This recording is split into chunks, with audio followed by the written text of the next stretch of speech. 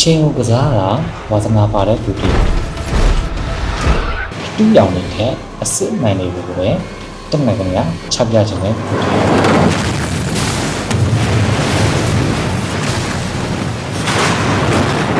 အများနဲ့မတူတဲ့အမြင်ရှိပြီးတော့ထူးထူးခြားခြားတင်ဆက်ရတာကိုနှစ်ချိုက်သဘောကျတဲ့သူတွေ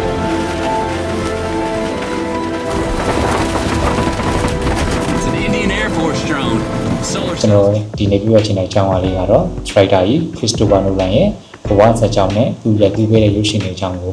ကျွန်တော်လေ့လာမိသလောက်ပြန်လည်ပြီးတော့တင်ဆက်ချင်တာဖြစ်ပါတယ်။အားလုံး British မှာကြိုဆိုလိုက်ပါတယ်။ကျွန်တော်တို့ Christopher Nolan လို့ပြောလိုက်တာနဲ့ကျွန်တော်တို့ဘာအရင်ဆုံးပြေးမြင်လဲဆိုရင် science fiction ကားတွေ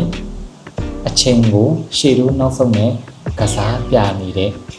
အရန်ကိုခေါင်းသုံးရတဲ့ဇာတ်ကားတွေpractical effect တွေကိုလှလှပပနဲ့မိုက်သုံးပြနေတဲ့ရုပ်ရှင်တွေဒီလိုကားနေနဲ့ကျွန်တော်တို့ Christopher Nolan ဆိုတာကိုရှင်းနေခဲ့တယ်ပြီးခဲ့တယ်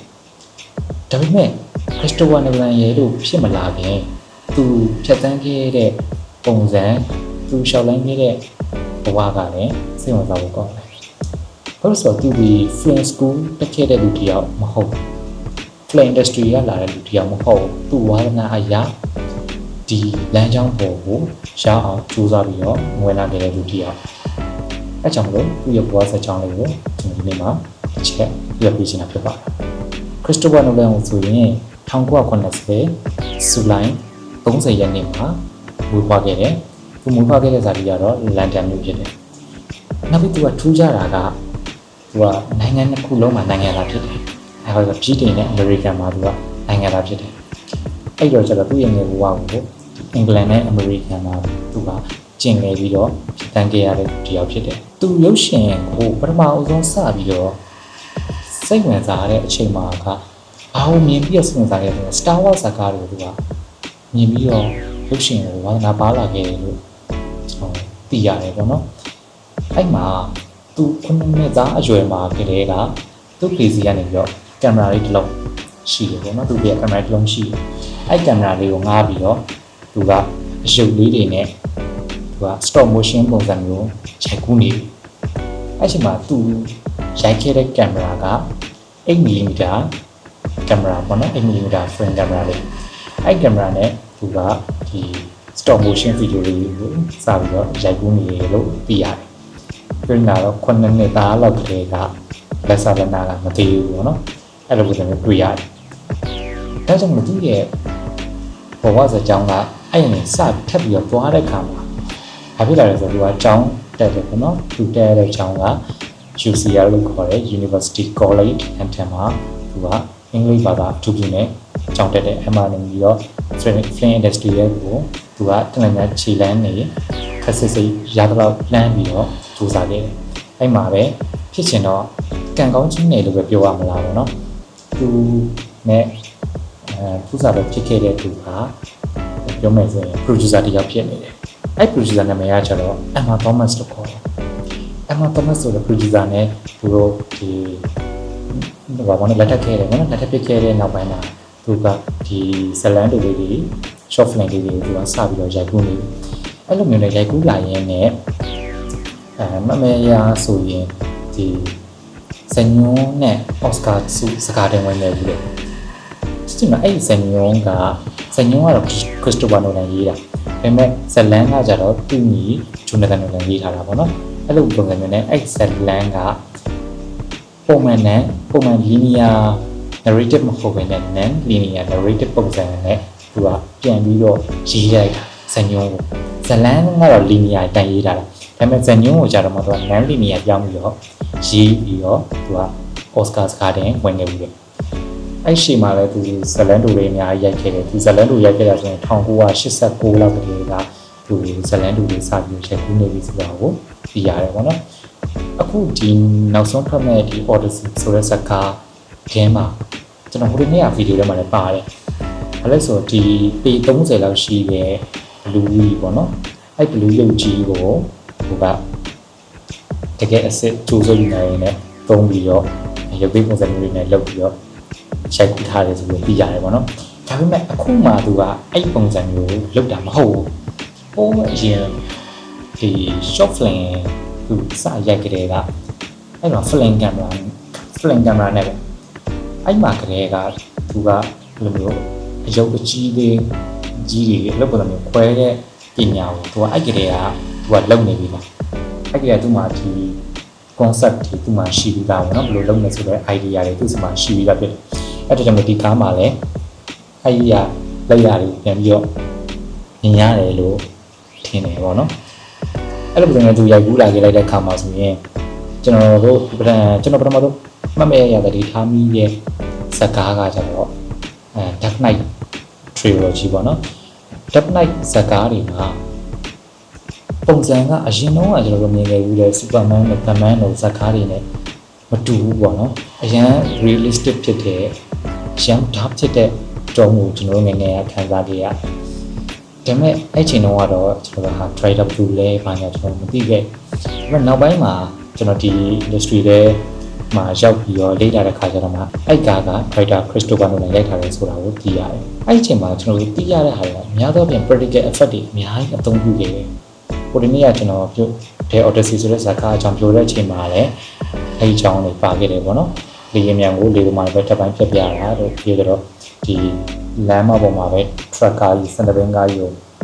ဝိုင်းဒီdegree မှောက်ပြတာမျိုးတော့အစားဖြင့်ပြောကြတော့ Techuka ရဲ့ character ပေါ့နော်အဲ့မှာဆိုရင်လည်းသူဒီစိတ်အောင်ဖောက်ခွဲတဲ့အခန်းလေးဆိုရင်လည်းဒါတကယ်ဖောက်ခွဲပြခဲ့တာတော့အစားဖြင့်လုပ်ပြခဲ့တာတွေတွေ့ရတယ်ပေါ့နော်အဲ့လိုပုံစံမျိုးတွေရှိတဲ့အတွက်ကြောင့်မို့သူက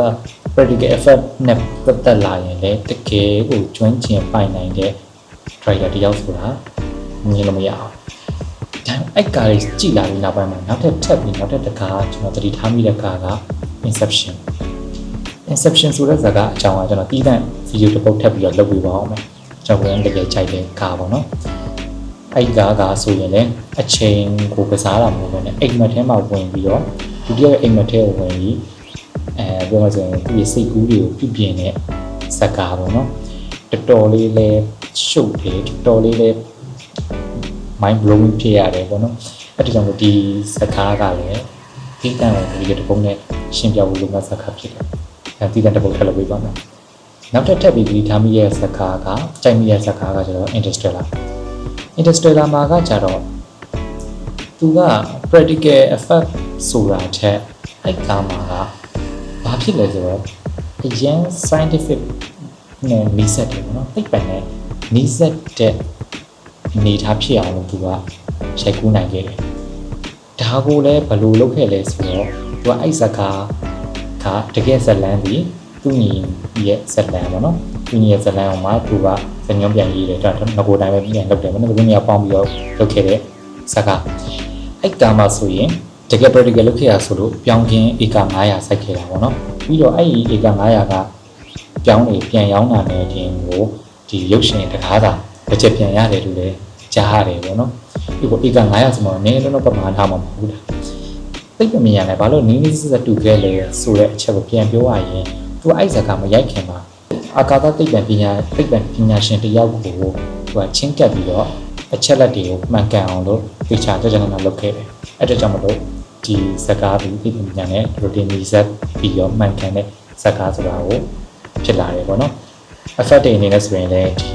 တကယ် special effect မှာ nomination ဝင်နေတယ်စကားတင်ဝင်ခဲ့တယ်ပေါ့နော်ဒါပေမဲ့ Oscar ဆုတော့မရလိုက်ဘူးထင်တယ်အဲ့ဒါနဲ့နောက်တစ်ကားထပ်ပြီးတော့ဒီထားမိတာကကျတော့ Oppenheimer မှာကကျတော့ပြောမစကျွန်တော်အကြိုက်ပုံစံတော့မဟုတ် Oppenheimer ရဲ့အကြောင်းကိုသူကအထုပ်တွေပြန်ရိုက်ထားတာကျွန်တော်ကြည့်လိုက်တဲ့အခါမှာတာမန်မြင်နေကြအထုပ်တွေစကားရင်းမတူဘူးလုံးဝခံစားချက်ကိုထိတိမိမိပေးနိုင်တယ်ရှင်လေးကိုတကယ်ရောက်တဲ့ခံစားချက်မျိုးရှောက်အောင်ပေးနိုင်တယ်အထူးသဖြင့်ဆိုရင်ဒီနျူကလ িয়ার ပုံပေါက်ခွဲတဲ့အစင်းဆိုရင်အဲ့စင်းရဖို့တော့ chemical နဲ့တကယ်နျူကလ িয়ার ပုံပေါက်ခွဲတဲ့အတိုင်းဖြစ်အောင်လို့ဖန်တီးပြီးရိုက်ကူးခဲ့တယ်ဆိုတော့သိရတယ်အဲ့ဒီကြောင့်လို့ဒီစကားတွေကိုကြည့်လိုက်ရင်ကိုဒါတကယ်လောက်ထားတာကွာဆိုတဲ့ပုံစံမျိုးဖြစ်စီတယ်ပေါ့နော်အဲ့အတွက်ကြောင့်မို့သူ့ရဲ့ဇာတ်ကားတွေကကြည့်လိုက်ရင်အရန်သဘာဝဆန်နေတာဖြစ်တယ်ဒီဇာတ်ကားမှာဆိုရင် အကောင်ဆုံး director စုအပါအဝင်အော်စကာ9ဆုထိရခဲ့တယ်ပေါ့နော်အဲ့ကနောက်မှာအခုကျွန်တော်တို့ဆက်ပြီးမြင်ရမယ့်ကားက Odyssey ဆိုတဲ့ဇာတ်ကားပေါ့နော်ဒီဇာတ်ကားဆိုရင်ရောမခေကိုအခြေခံထားတယ်ကျွန်တော်တို့ငယ်တုန်းကကြည့်ခဲ့ပြီးတဲ့ Brad Pitt ရဲ့ Trying ဆိုတဲ့ဇာတ်ကားပေါ့နော်အဲ့ဇာတ်ကားကိုဒီပြန်သူ့ရဲ့ sequel လို့ပဲပြောလို့မလားဘူးเนาะအဲ့ဒီနောက်ပိုင်းမှာဖြစ်ပျက်တဲ့အကြောင်းအရာတွေကိုဆက်ပြီးသွားမဲ့ပုံစံမျိုးတွေ့ရအခုရုံတင်လို့ကျွန်တော်ကိုယ်တိုင်တော့မကြည့်ရသေးဘူးဆိုတော့မနိုင်ငံမှာမတင်ဘူးအဲ့ဒါကျွန်တော်လည်းမကြည့်ဘူးကျွန်တော်ကိုယ့်ရဲ့ဒီပိုင်းလာမပြနဲ့လာပြီးမစပွိုင်းနဲ့မကြည့်ဘူးပြောချင် trailer တော့မကြည့်ဘူးတကယ်ကြည့်လေးနဲ့ထွက်ပြီးဆိုမှကြည့်မှာဖြစ်ပါတယ်တော့လာပြီးမစပွိုင်းပါနဲ့ပေါ့နော်အဲ့ဇာတ်ကားမှာဆိုရင်လည်းကျွန်တော်တို့သိခဲ့ရတဲ့အကြောင်းအရာအများကြီးရှိတယ်။ Ticket practical effect တွေအများကြီးသုံးထားတယ်။နောက်ပြီးတော့ Director Christopher Nolan ကအများနဲ့သူ့ရဲ့ဇာတ်ကားတွေမှာမင်းသားမင်းသမီးတိတ်ပြောင်းလိမ့်မရှိဘူး။ဒီမင်းသားမင်းသမီးတွေကိုသုံးလို့ရှိတယ်။အဲ့မင်းသားမင်းသမီးတွေတကယ်ဒိတ်ကြီးတွေပါဝါကြီးရဲ့ director မင်းသားကြီးပဲပေါ့နော်။ဒီပါဝါကြီးရဲ့မင်းသားရဲ့မင်းသမီးတွေပဲသူကသုံးလို့ရှိတယ်။အဲ့လိုမျိုးနဲ့သုံးတာတွေ့ရတော့အဲ့လိုမျိုး director နောက်ထပ်တစ်ယောက်ရှိသေးတယ် director ခွင့်တဲ့မျိုးပေါ့နော်သူ့အကြောင်းကိုတော့ကျွန်တော်နောက်ထပ်ဗီဒီယိုတစ်ပုဒ်နဲ့ထပ်ပြီးလည်းဆက်ပေးပါမယ်ဒီခါမှာကျွန်တော်တို့ထပ်ပြီးတော့ director Christopher Nolan ဆိုတာနဲ့ခွဲထားလို့မရတဲ့အရာတစ်ခုထပ်ရှိတယ်အဲ့ဒါဘာလဲဆိုရင် IMAX camera တွေ IMAX camera တွေကို director Christopher Nolan ကအရန်ကြိုက်တယ်အများအားသုံးတယ်IMAX camera တွေအကြောင်းတီးတန့်တပုတ်ထပ်ပြီးတော့လုပ်ပေးမယ်။ဒါဒီမှာဗီဒီယိုလုပ်ပေးမယ်များနေပြီ။အခုနဲ့ကျွန်တော်ဖြစ်အောင်လုပ်ပေးမယ်။ကျွန်တော်တက်နေနေအကုန်လုံးအရှင်းဆုံးပြန်နေထပ်ပြီးလုပ်ပေးမယ်ပေါ့နော်။အဲ့လိုအဲ့ IMAX camera တွေကိုသူကအရန်ကြိုက်တယ်အများနဲ့သုံးတယ်။သူ့ရဲ့ view တွေကျွန်တော်တို့အခုဒီဗီဒီယိုဆိုရင်ကျွန်တော်ရိုက်နေတာက16:9 ratio နဲ့ရိုက်နေတယ်။ဒါပေမဲ့ IMAX camera တွေကတော့သူကIMAX ratio နဲ့ပြည့်ပြောင်းက43လောက်ပြီးတော့သူက site ကအကြီး 1.433:1 ratio ပေါ့နော်အဲ့လောက် site ကြီးနေနဲ့ပြ၄တောင်နီနီကိုရှိတယ်ပေါ့နော်အဲ့လိုပုံစံမျိုး ratio တွေနဲ့သူကအတားတွေရှိတယ်အဲ့ပုံစံကိုပြတယ်သူကတော်တော်လေးကြိုက်တယ်လို့ပေါ့နော်အဓိကကသူဒီ flame camera ဖြစ်တယ် 17mm frame 17mm flame camera ကိုသူကပို့ပြီးကြိုက်တယ်flame နဲ့ရိုက်မယ်ဆိုရင်ကုန်ကျစရိတ်ကတော့ပုံမှန် digital camera နဲ့ရိုက်တာထက်ပိုပြီးတော့ကုန်တယ်ဒါပေမဲ့ flame နဲ့ရိုက်မယ်ဆိုရင်ရုပ်ထွက်အရေးတွေအချောင်းရေးတွေပိုပြီးတော့ကောင်းတယ်အဲ့ဒီမှာသူက flame camera တွေကိုအခုချိန်ထိအသုံးပြုနေမှာဖြစ်တယ်ဒီ Odyssey ဆိုတဲ့ဇာတ်ကားမှာဆိုရင် flame camera နီးစနစ်တစ်ကိုအသုံးပြုထားတယ်လို့သိရတယ်ကျွန်တော်တင်ရတော့နီးစနစ်တစ်ဆိုတာအတန်လုံးပုံနဲ့ထည့်လိုက်တာလားလို့တော့ထင်မိတယ်ပေါ့နော်ဒါပေမဲ့အဲ့ကင်မရာကြောင့်လည်းအသေးစိတ်လေးလာပြီးထပ်ပြီးပြောပြပါ IMAX camera section မှာ